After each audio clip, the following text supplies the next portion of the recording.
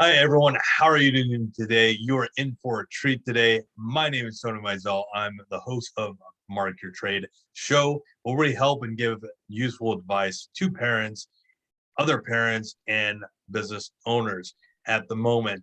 Um, Currently, who I have on the show is a good friend of mine, good friend to me, a mentor, a coach. He's been in the Two Comma Club twice, I believe. Is Yep. that Yeah. twice? My Twice. business. Yeah. And he's been a very impactful person in my life. And I have him on the show today to give out a little bit of tips and tricks of how he got to where he was at, and also tell you a little bit about his story. So I want to introduce you to my friend, mentor, and coach, Mr. Joe Rizzo. How are you doing today, Joe?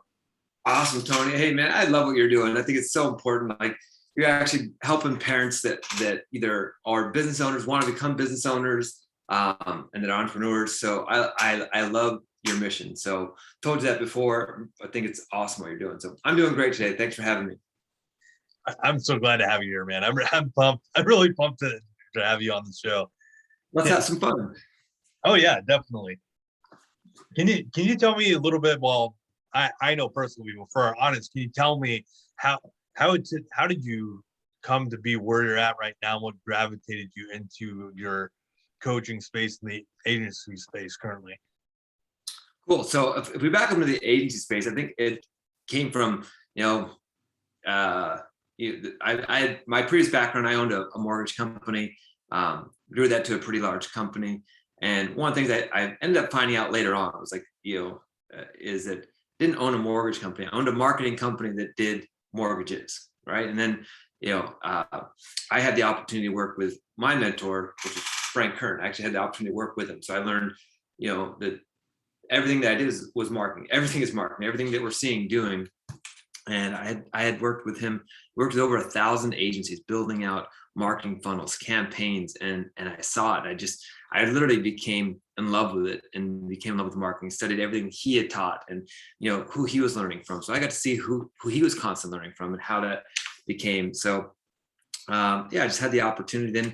Then I had an opportunity to start a software company. We brought in the founder of Google Analytics, and into as on the board. And I got to see how that was marketed, the one to many on that side. And the long story short was I ended up having this love for it and met my partner at the time. We were in a mastermind and ended up doing some work together, just testing some stuff out. Next thing we know, we had a partnership in an agency that blew up. And it was with a niche I had never worked with, or a niche I had never worked with. It was working with recruiters. And I told people, like, when you follow a framework, it doesn't really matter as much who you're working with, as long as you have a framework and a way to go about doing your business. And so sure enough, we put that to test. Brand new industry, brand new niche, launched it, got it to well over $1 million in run rate. And then we opened up another agency, did the same thing, brand new niche, brand new industry, and did it in half the time. Because now it wasn't so much the framework that we knew better, just we knew each other better, and then we were able to go in half the time. So from that, I had a lot of people saying, "Hey, how did you do that? How were you able to do that with your company?" And a lot of it was what I'd learned from working with other companies and applying it to my own, and we were able to scale it super fast. So I started the program I have now, and it's literally the $1 million agency playbook that we put together so agencies and coaching agencies can go on and grow. And that's kind of how I got it up. People started, "Hey, can you show me what you did? How did you do it so fast? I'd like to do the same thing." And that's how I got in the coaching side. That's awesome. Like I love hearing that. I love hearing your story. I never get tired of hearing it, honestly. But where Cool. for the future of coaching, the coaching space has gotten incredibly huge, as you know, over there. Same thing with the agency space. And according to was it Forbes or Entrepreneur? I forgot which magazine. They said that space increased over 250% in the 2020 time frame. So in the future, as your coaching and agency fields grow, where do you see yourself in that? Do you see yourself blowing up as well? Because in the pandemic, it was a huge part. Yeah, I think what happened, and one of the reasons I think one of the reasons I believe coaching expanded during the pandemic was people were reflecting, right? So whether it's personal growth, whether it was businesses changing, people that lost jobs and they had to go look for something else, they went online to look for different ways. And so much of coaching before might have been going to a personal development, going to see somebody in person or having that coach. And what's changed, I think, because of the pandemic is this, right? We can now have a conversation like this. Zoom was around before the pandemic. We were actually using it before. That's how we did a lot of our stuff. There's webinars before, but the live face-to-face interaction has changed so much that people can now coach one-to-one, one-to-many a lot easier. So I think that's one of the reasons it blew up. I think, I hear people saying coaches coaching coaches. Gosh, another coach coaching coaches how to coach, right? And the reason is you can be a coach if you have something that you are passionate about, something that you know about, and there's knowledge you can share. And I think that's important. So long as what you're coaching can get results. And I believe as long as it's ethical and that you can help people get results, you should let people know what your talent is. You should let people know, like you're great at helping other parents see how they can make it possible to have a business, whether it's a coaching business, a side hustle, being able to do that and fit that into a busy lifestyle. Right? That's a passion that you have, and you can turn that passion into something as long as you have something to teach. I see it really continuing to grow because of the shift that other people finally had. I think some of us were already on that shift, like, hey, we can do things one-to-many, but the pandemic has shifted people so much so that people that weren't doing stuff, traditional companies that had never used this type of medium before to interact with clients are. I just talked to someone that was part of a top 100 consulting firm. I want to say it was Deloitte, and they're now doing virtual events. They weren't doing before, right? They've increased by 50% for them, for a big company that was, we have to interact, we have to shake hands, we have to press the flesh. Now it's, hey, we can do this. We can save time, save you money because you're not flying us out to do the consulting. We can do a lot of this right here. That's changed. I think it's changed quite a bit. I think it'll continue to grow because of that. I love that response. Deloitte. Oh my gosh, Deloitte. That's so true. Yeah, they're huge. And if they're switching, right? Like if it's finally catching up, people are realizing it's the online. I remember 20 years ago, people were like, oh, really, you'll be able to shop online, right? Like, I'm never going to buy my pants online. I'll always get them in stores. What are we seeing? Malls shutting down, right? Toys R Us, right? Big companies that didn't believe that trend. When we started our software company, it was an analytics company for e-commerce. I remember going like, these big businesses in California, huge real estate worth a lot of money. But I can have a storage space and half that and send out the same amount of clothes that Nordstrom does, not to pick on them, but they're a 2-story store, right? With huge real estate costs, trying to fill that up versus, being able to send it out. Not saying it'll always be replaced. There's something for that, but the move to online has shifted so much that there's more opportunity and there'll continue to be more opportunity. Oh yeah. I definitely agree with that 100%. In fact, I think I don't remember whatever magazine, but they're saying it's supposed to increase a lot within the next even 2 to 3 years. By 2025, our space is going to be astronomical. Now, during the pandemic, myself included, there was a lot, and you as well. You were balancing kids and you're balancing your business. What was the part on there? What was your biggest challenge, or what's been your biggest challenge being an entrepreneur and a dad? Wow. Okay. So, that's a good question. During the pandemic, it was kids interrupting. But I think at one point, everyone's like, hey, my kids are in the background. And that was the start of, we deflated every conversation with that, like, hey, let me get this off the table. My kids might interrupt. And that was it. Because we had kids being schooled at home and, shared internet, bad Wi-Fi connections. So I think a lot of that happened, but, balancing it was tough. I think the hard part is, interestingly enough, I just spoke to someone from a big name brand, T-Mobile, but I always joke about T-Mobile was nights and weekends way back when. I'm old enough, if some people on here might not know, cell phones used to only have nights and weekends. And I used to joke, that was my job, was nights and weekends. When you build up your second business, sometimes you're building it on the nights and weekends. You might have what you do during the day that brings in your income. Maybe it's a job, maybe it's one of your other businesses, but you're building up something else. I was building a software company that wasn't bringing in money. So we did it on nights and weekends. And it's hard. There's some sacrifice. There's games I missed, and my kids were young. Missing some of those Saturdays was hard.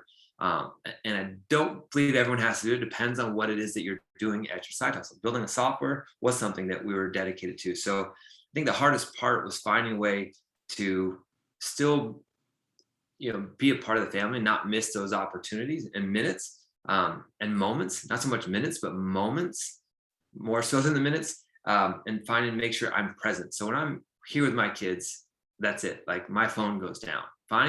That's one of the best things that is finding a way to separate and not checking. It's very easy to get our heads checking on our phone and not be present with our kids. So look, if you got to go work your side hustle, do it after the kids go down, you're tired the next day.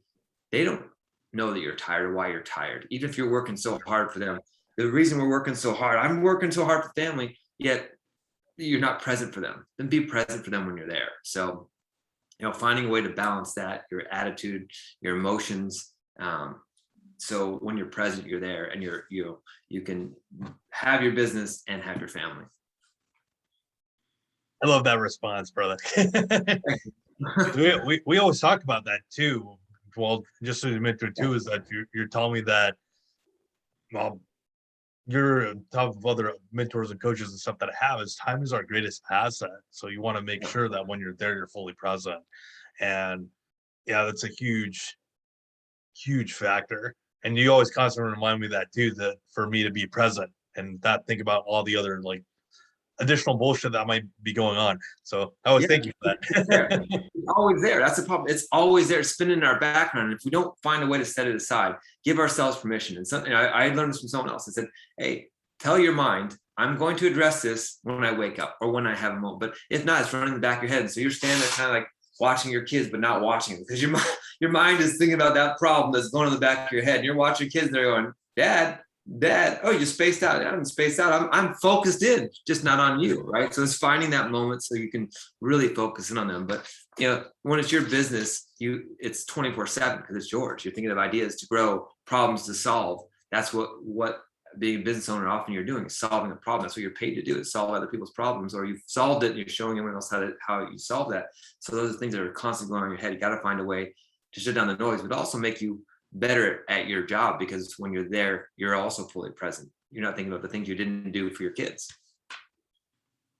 So what's one thing that you've learned being a parent and an entrepreneur that has either one affected something you learned in business that affected how you were dad, or how you were dad that affected your business? What's a big impact? Listening. I think that's I want my kids to listen, then I have to listen, right? And it's the same thing. Oftentimes I realize when we're coaching, it's not every new tip and trick. Like I don't teach my kid a new trick to make his bed every single day, but we do the basics every single day, right? It's those small things that lead up to big things. If we, it's doing the small things, but doing it consistently every single day. So we're forming the right habits at an early age. So working with my kids and seeing like, okay, I'm trying to teach you this, then I have to do the same thing in business, right? How can I learn from what I'm teaching my kids? And all of a sudden you start to realize how much of it reflects down the road. And it's not just that I grew up in a military household, it's important to make your bed, but it's the habit of it, right? And understanding it's those small things that accumulate into the big things. Or, hey, if you constantly leave one toy out a day, but in the week you got a mess. It's the same thing in your business. If you constantly leave one thing undone, at the end of the week, your business is a mess. So finding a way to get things put away. So I feel like my kids have been a constant lesson for me in business. At the same time, business back to kids, right? Like I want them to do something. It's not teaching them a new trick every single day. It's helping them master those things before we move on to the next one, right? Like just like tell someone in marketing, go advertise on 15 different channels of marketing: Facebook, Instagram, TikTok, YouTube, LinkedIn, email, Twitter. Those are you master one of them and then you can move on, right? And that's the same thing with the kids. And so I feel like they mirror each other so much, and you realize when you slow down, when you're talking to a kid, like, this is me and my business, or vice versa, you're talking business, like, this is me talking to my kid. In your personal experience, do you think being a business helps you be a better business owner? being a parent? Well, I think what has helped me be how it's helped me be a better business owner, being a parent, I think, is time. Because when I wasn't a parent, pre-parent, I didn't mind work all the time. And I remember early on, someone told me, I heard it, thought I thought of it. If you love what you do, you never work again. Well, it's still work, right? Like, but I did. I love what I do, so I didn't mind the long hours. And it's great to put in the time and effort into something that you love.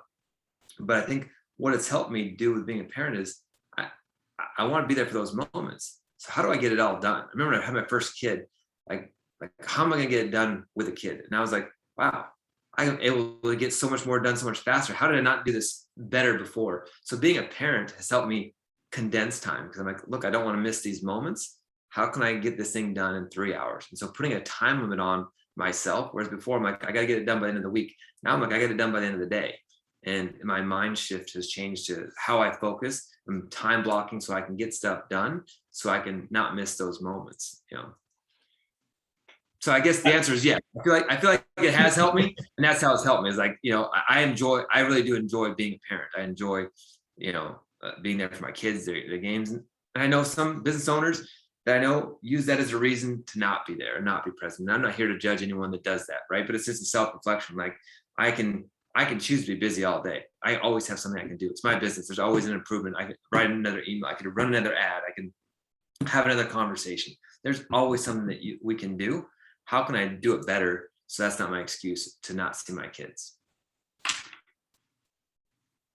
Hey, well, the audience, you can clap too if you have it out there in the audience. I love that. See, this is why you're my mentor. We think so much alike, and we get in a lot of those aspects for sure. What lessons that you've learned from business or from anyone would you like to pass on to your kids or for anyone in your family? Gosh, for my kids, I think lessons I want them to learn is, they can have what they want, right? I think I remember being a kid early on. I wanted a business, but I didn't know what. I didn't know what I wanted. And there's so much. I felt, I was the youngest of 5, so I watched my siblings go on and get their masters and go do stuff, and I felt this weird pressure, but I didn't know what I wanted to do. But I feel like kids now, I want my kids to know that they really can do almost anything, right? Like there's so much possibilities now because of the internet, because of the way the world has shrunk, right? Like we can have a conversation, across the states, face to face.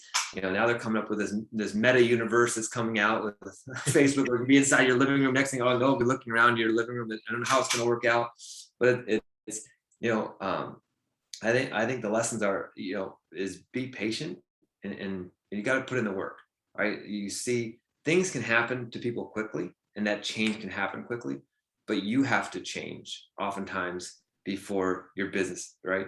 You don't get to have $1 million business and then change. You change so you can have $1 million business. And I think some people change faster. It's a mind shift, right? I can start crying right now and I've changed my mind immediately, right? So, but some people take longer to change their mind, but the sooner you can realize to change your mind, you can change your situation. It can happen within a month, day. One good ad, one good thing, one good client can change your future and your business. So don't dwell on that moment, right? And maybe I'm taking this one too far, but Halloween's coming up, right? I had this conversation 2 years ago. Get a bag of candy, and now you have 150 pieces of candy, whatever it is, 160 pieces of candy, 168, and one of them's bad, 2 of them's bad, 3 of them's bad, but the other ones are perfect. Do you throw out the other 165? No, you don't. That's we look at the same hours of the week, right? There's so many hours in a week, 167 hours in a week, and same thing. We'll have one bad hour or 2 in our week, and we'll let it. I'm having a bad week, right? And we change our mindset. So, if you can change that and say, look, I had one bad hour. It doesn't 160 more that I can have that are good. And it's the same thing. And again, lessons of parenting, candy and different stuff, but putting those together, I think that's so important, is not letting one bad moment or one bad hour, one bad minute change your week, change your perspective, change your business, right? Because it's easy to get caught up and be a victim of, man, this just happened to me. Okay, great. What are you going to do about it? You have all this the rest of the week to change it. How are you going to do it? Sometimes you got to put more hours in that day, but you can change that 1 hour. If, let's say that we have to our audience out there, we have a struggler business owner. They have a great epiphany that, okay, I want to start a business now. Or maybe like your kids are growing up, because someone asked me this question too, so I'll ask it to you. Your kids are growing up and they're just going out of high school and they want to start their business. What's one piece of advice that you would give to your kid that wants to start a business that might not know where to go? What would be the best advice to give them to start their business? Oh, if they want to start it, right, is we all have great ideas. And great ideas, end up going to the graveyard half the time. It's take action, right? And someone's like, well, how do I take action? Well, it's so much just asking some people, going and actually interviewing people that you think might like this, and then ask them, would they like it, right? Have a conversation with them, because oftentimes, like, I've got a great idea for some weird product, or might be a service. Well, think about who would benefit from that. Everyone. Well, not everyone's going to benefit. You have to know right off the bat, you're not going to help everyone. Even if you have a product that can change the world, think about who you can help change first, right? And when you start narrowing down, then you can have that target audience, right? Some people call it niching down, but who is that ideal buying persona, client avatar, and what does their life look like before and after? Do they really want this? If I would tell someone to go start a business, go make sure there's a market for it first, right? Go make sure that people would actually buy this thing. There's different things you can do, surveys, you can go conversations. If you want to start a marketing company, you can go talk to, who do you want to work with? Do you want to work with chiropractors, doctors, dentists, gym owners, the stamp guy, the rest, all the different options there are with small businesses. And go see what problems they're currently having. Does what you think you have as a solution solve their problem? And then you see, okay, there's an audience for this. So, because people will spend time, money, energy, and mostly money and time on a website and different things before they even know that they got a business. Go get clients first. You want to do something, go get a couple clients. Doesn't matter if you have a website or not. Go interview and get clients. Sell first, then you can figure out, okay, I've got a market. I've got someone here that wants my stuff. Now you can go bigger. But so many people so I've got this idea, they build it, everything, and then try to go sell this thing and find a market to fit in. Find the market first, then you fit the two together. Love that. But that's great advice. A little bit different from what I responded, but that's great advice. I'm like, my response was, have the mindset first and then work on the other part. But yours is definitely more. I love that answer. I'm like, you're right. You gotta have the mindset. You do have to have the mindset. I think mindset is one of the biggest pieces that, without going into the whole side, having the mindset that, you're not always going to win. Like, that's just the reality of it. I heard recently that there's a show, Squid Game, on Netflix. and I'm using that as an example because I just heard a story, like 11 plus years trying to get it, right? You got books that have, 200 different authors. You got everyone that goes to this struggle to get where they are, but so many people give up along that path and think this isn't my path, as opposed to this is your path. You're being forged into who you are going through that, right? And you weren't ready for it. You weren't presenting it right. Whatever it ends up being, the struggles that we go through are what makes us who we end up becoming, right? But without that mindset, like you said, you don't have the mindset, you'll give up early on and it'll be someone else's idea and someone else's millions to take. Yeah. It's like, bye-bye idea. That was mine. I have a phone full of ideas that are out there that have happened now that I never took action on, right? And there's now a market for them. There's literally, like my wife jokes, like, someone must have hacked into your phone, but there's ideas that I've thought of, but I didn't have the energy or passion to pursue them. And if you don't have the energy or passion, even if your mindset's there, you don't have the energy or passion to pursue them. We had one of the first rental apps out before Zillow. It's called Rent My Rental. And it was for any rental apps even out there. And it started picking up steam. And I remember at the time we were using some information and Craigslist put a cease and desist and sued a company. And I was like, look, I don't want to go through that. So we shut down the app. I didn't have the mindset of I want to go through that because I was in the mortgage business. I didn't want someone coming after my mortgage business because of a real estate app, because I know how sensitive real estate is. I'm like, I don't want to get sued. And we jumped out when it could have been that, the apps that we saw then go after that were sold for 10, 20, $50 million, for the rental apps. So, but I didn't have the mindset to go through it. And that's okay. Like, I don't look at, oh, I missed that opportunity. I didn't have the mindset to go through it and go through what it took to get that thing out, but it was a good idea. Definitely was a good idea. So,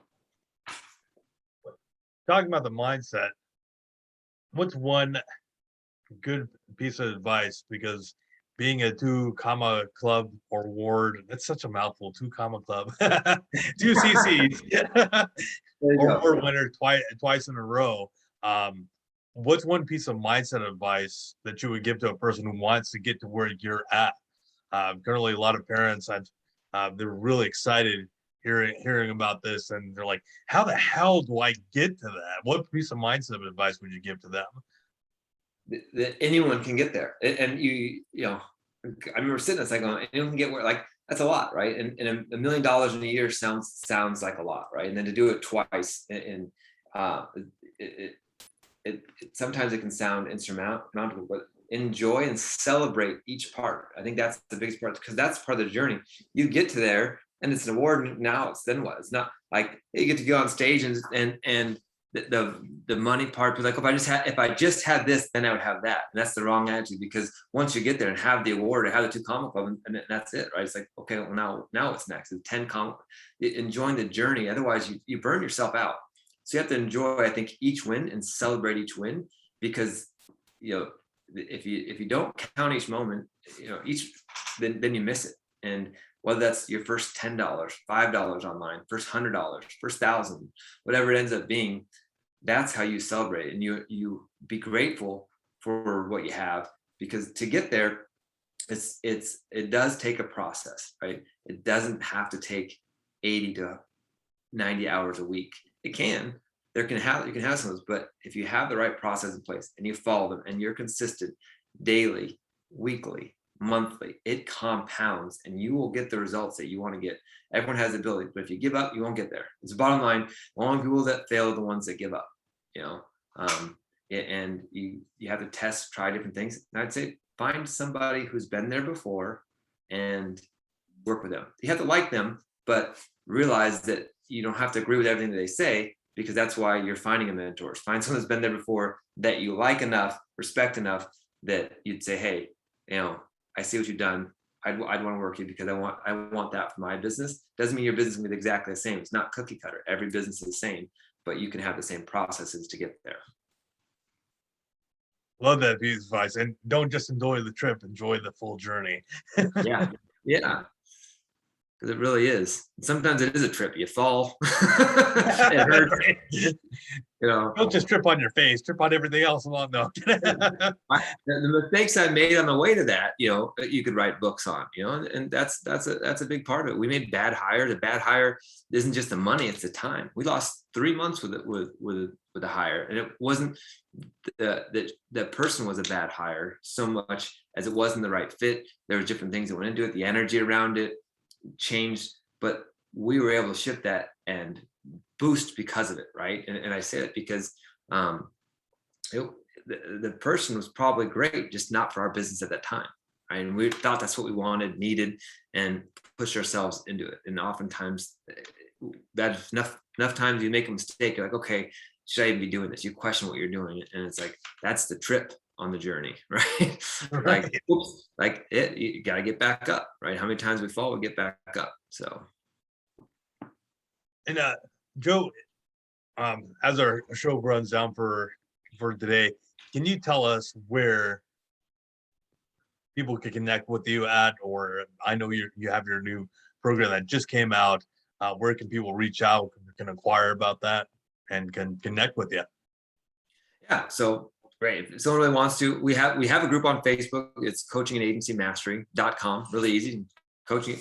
We just launched that one. You know, connect me on Facebook or Joe Rizzo on LinkedIn. Probably, you know, those are 3 great places. You know, our website is tashrizzo.com, and you know, like I said, coachingagencymastery.com. If you're on Facebook, that's the easy redirect right to our group. And yeah, those are probably the best places to connect with me. All right.